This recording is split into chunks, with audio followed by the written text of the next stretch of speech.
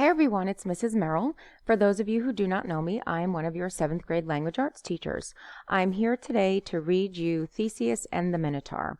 As we read, please know that there are several pictures included, and I also have some footnotes embedded. You see that there are numbers used within the writing.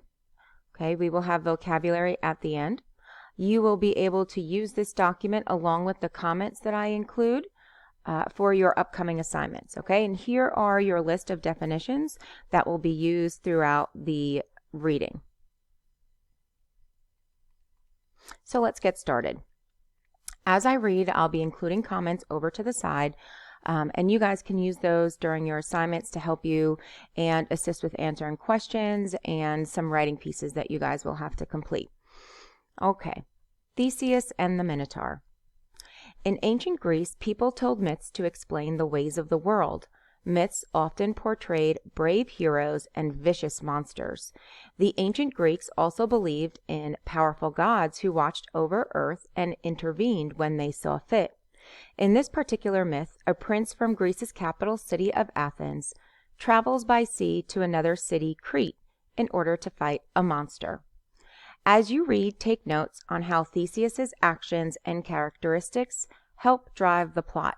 So as I read, think about how Theseus and what he does and his characteristics help shape the story. How does one thing he decides to do lead to another event? Let's get started with our reading. Here's paragraph 1. Notice that we have a picture of the statue of King Minos as well. Okay. King Minos of Crete was a powerful man, feared by the rulers of the lands around him. All right, right off the bat, I'm going to go ahead and highlight that.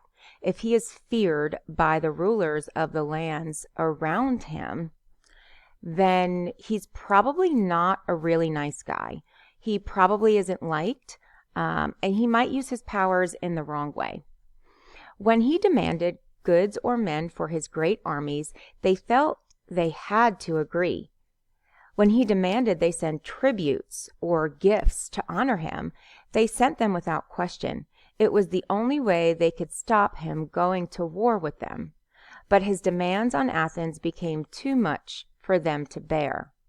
Okay, so it sounds like King Minos, he is not a nice person. So I'm going to write that. King Minos is feared by others and demands gifts. He sounds like a king that probably isn't well liked and maybe a little bit of evil in him as well. Okay, I'm going to leave that there as a comment so you can go through and remember some of the annotations I have. Okay, let's get back to the reading. Here's a picture of King Minos's palace, of what it used to look like years ago. Paragraph 2. King Minos had a great palace built for himself. Inside this palace, Minos had built a giant maze, a labyrinth, and at the center of the maze, he kept a terrifying creature, the Minotaur. Now, this was no ordinary animal. It was a monster, half man and half bull. Okay, again, a labyrinth is a maze. Okay, that'll be something important. I have a picture of it down here. You can see he's going to use that as a tool to show his evilness. It was a powerful and savage, meaning the Minotaur. The monster was powerful and savage. The word savage means fierce, and it loved to eat the flesh of humans who had been shut into the labyrinth by King Minos. They would wander through the maze completely lost until at last they came face to face with the Minotaur. Not a great way to die, really. As far as Athens, Minos demanded that every year King Aegeus of Athens send him 7 young men and 7 young women. Why do we send these young people to Crete every year? Theseus, the king's son, asked his father. And why is it that none of them ever return? Okay, so now we have Theseus. He is King Aegeus' son. and he is questioning the ways of King Minos. So Theseus is King Aegeus' son,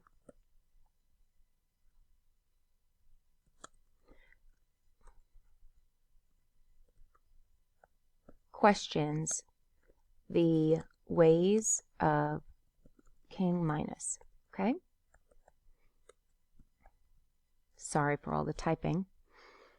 I'm going to leave that as a comment as well. Okay? So King Aegeus responds and says, "Because if we did not send them, Minos would wage war on us, and it is a war that we would not win," said King Aegeus. "And they do not return because they do not go to Crete as slaves. They go as food for the Minotaur." "Father, this is terrible," shouted Theseus. "We cannot let this go on. We cannot sacrifice any more of our young citizens to this tyrant." Ooh, tyrant is a good word. I'm going to highlight that. Okay, another word for tyrant might be dictator, somebody who wants complete control. So Theseus, King Aegeus' son, knows that this is not right. "When it is time to send the next tribute, I will go as one of them, and I vow that it is the last time the Minotaur will be fed with the flesh of any of our people." Okay, so we know that Theseus is volunteering himself to go to Crete the next time King Minos wants those 7 men and 7 women. Some of you may have seen The Hunger Games, where Katniss volunteers as tribute to save her sister. This is the exact same thing. So Theseus is volunteering himself. He's actually sacrificing himself for the good of the people. So Theseus sacrifices himself for the good of the people.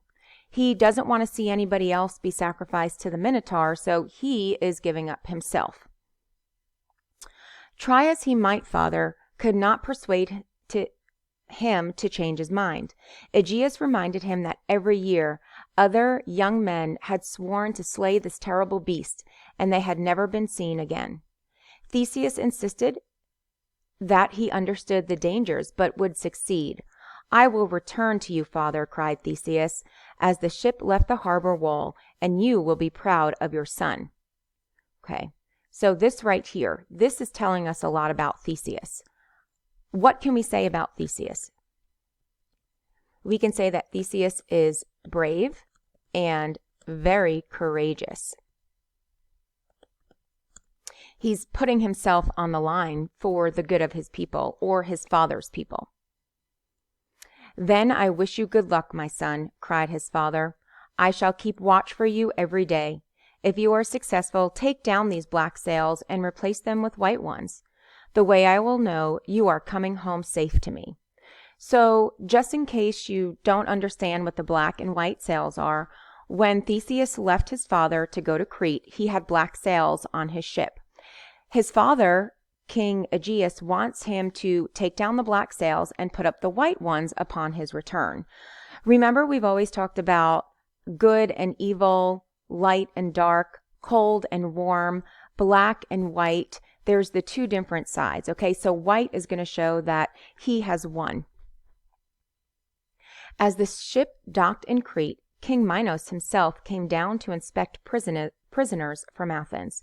He enjoyed the chance to taunt the Athenians and to humiliate them even farther. Okay, so King Minos is taunting and humiliating the Athenians, the people who came from Athens. So King Minos is not nice.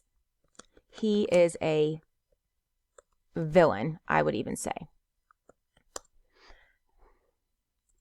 Sorry, I had 3 L's in there.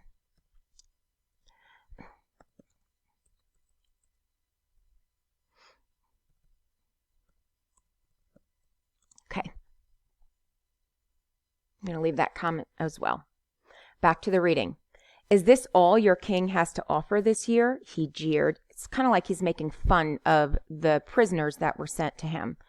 Such puny creatures, puny, he says, meaning that they're weak and small and feeble.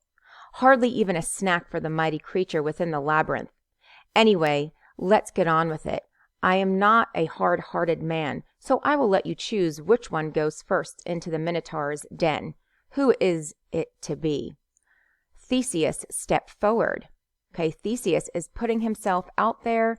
He volunteers first. I will go first. I am Theseus, Prince of Athens, and I do not fear what is within the walls of your maze. Again, this shows that Theseus is very brave. So I'm just going to put that comment in there again. Theseus shows no fear. Very brave, okay? Those are brave words for one so young and feeble, but the Minotaur will soon have you between its horns. Guards, open the labyrinth and send him in. Standing behind the king, listening, was his daughter, Ariadne. From the moment she set eyes on Theseus, Ariadne fell in love with him. As she listened to her father goading and taunting the young prince, she decided that she would help him. As he entered the labyrinth and the guards walked away, she called softly to him. "Theseus, take this," she whispered. "Even if you kill the Minotaur, you will never find your way out again." Okay, so she is giving something to Theseus to help him out.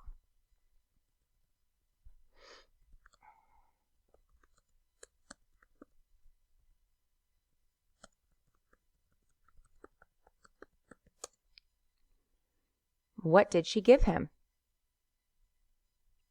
She threw him a great ball of string, and he tied it to the entrance.